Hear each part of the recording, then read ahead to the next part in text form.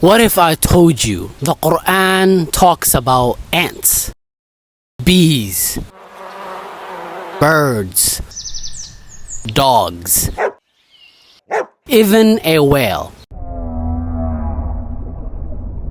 Not as random animals, but as signs from Allah. See, people love acting like religion is only about rules and punishment. But nobody talks about how deeply Islam speaks about nature, mercy, intelligence, and even animal emotions. And honestly, some people treat animals worse than objects today, while the Quran described them as communities over 14,000 years ago. Yeah, communities just like us. Welcome back to the Opinionated King.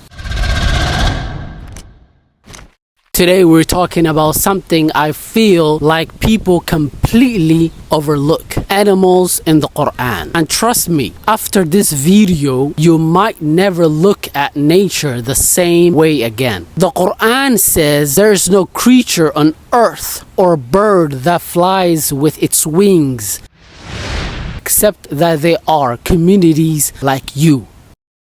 Think about that for a second. Islam doesn't describe animals as meaningless creatures. It describes them as nations, communities, creatures with purpose. Every ant, every bird, every bee, every creature exists as a sign of Allah's wisdom. And honestly, that changes everything. Because modern society teaches people to dominate nature, while the Quran teaches reflection. One of the craziest examples is the bee. There is literally an entire chapter in the Quran called the bee. And the Quran says Allah inspired the bee, inspired it to build homes in mountains and trees and produce honey that contains healing. Now think about this. A tiny creature following perfect order, benefiting the entire world. The bee becomes a symbol of obedience and balance. No chaos, no arrogance, just purpose. Meanwhile, humans have all this intelligence and still destroy each other online every single day. Then there is the story of the ant and Prophet Sulaiman, peace be upon him. The Quran describes an ant warning its colony: go inside your homes before Sulaiman's army accidentally crushes you. And Sulaiman smiles after hearing it. Why?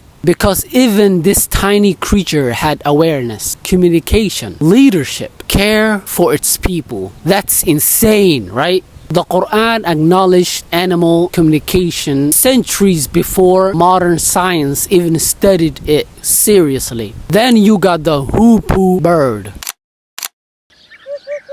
This bird literally became a messenger. It informed Prophet Sulaiman about a kingdom worshipping the sun instead of God. A bird became part of delivering truth. That's powerful. Because Islam constantly reminds us that guidance and wisdom can come from places people overlook, even from animals. Then there's Surah Al-Baqarah, the cow. The story wasn't really about the animal itself. It was about obedience. Allah commanded the people to sacrifice a cow. But instead of obeying simply, they kept questioning everything, making it harder, delaying, arguing.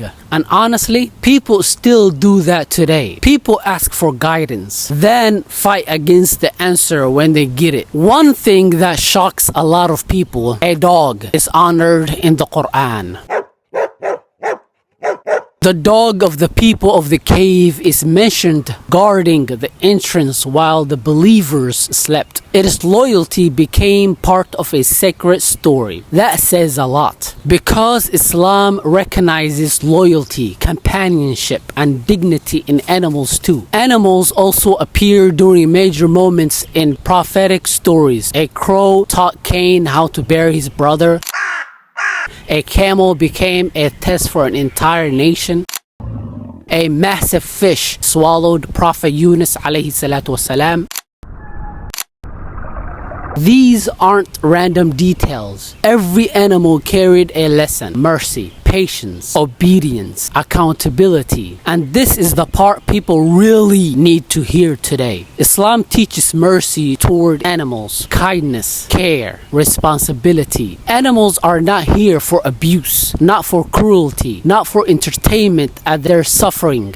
They are creations of Allah. And honestly, some people claim to love humanity while showing zero mercy to living creatures. The Qur'an constantly pushes people toward compassion. And maybe that's the biggest lesson here. Animals in the Qur'an are not just background creatures. They are signs, living reminders of divine wisdom, proof of balance, purpose, and creation. The more you reflect on nature, the more you realize none of this is random. Not the bees, not the birds, not even the ants. Everything has purpose. And maybe humans would be a lot better off if we stopped acting above creation and started learning from it. If you enjoyed this video, subscribe to The Opinionated King. Like this video, comment your favorite story mentioned today, and share this with somebody who thinks Islam only talks about rules, because clearly they haven't opened the Qur'an.